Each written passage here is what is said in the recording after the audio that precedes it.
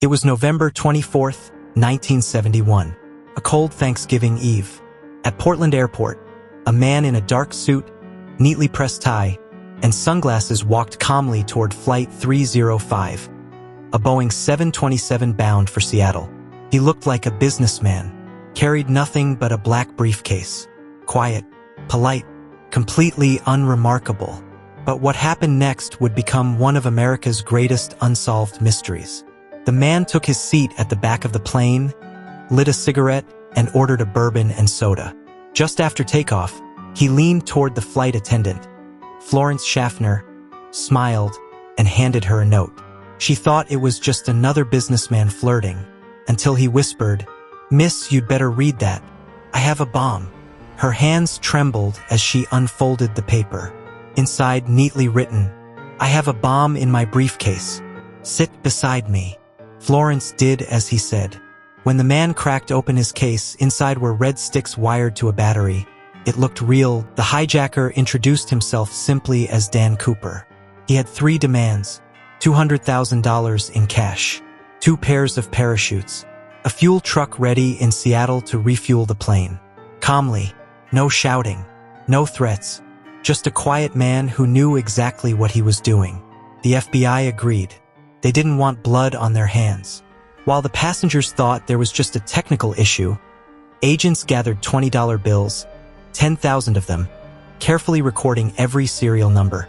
At 5:45 p.m., the plane landed in Seattle. Cooper's ransom, parachutes, and fuel truck were waiting. He released the 35 passengers, keeping only the pilots and 2 flight attendants on board. Then, into the dark, stormy night, the plane took off again. Cooper ordered the pilots to fly low, 10,000 feet, toward Mexico, with landing gear down and rear stairs lowered. Somewhere between Seattle and Reno, at around 8:10 p.m., a warning light flashed in the cockpit. The rear staircase had opened. When they landed hours later, Cooper was gone. No trace, no parachute, no money, just his black tie left neatly on a seat. For years, the FBI searched forests, rivers, and mountains. Nothing. It was as if Dan Cooper had vanished into thin air. But in 1980, 9 years later, a young boy digging near the Columbia River made a shocking discovery. Bundles of decayed $20 bills, totaling $5,800. The serial numbers matched the ransom money. Yet the spot was miles away from the suspected jump zone. How did it get there? Did Cooper bury it himself? Was he alive? No one knows. The FBI chased thousands of leads, interviewed hundreds, even ex-paratroopers, but never found D.B. Cooper. The case remains officially unsolved, the only unsolved skyjacking in U.S. history. To this day, his identity, his fate, his fortune, all are mysteries lost to the wind.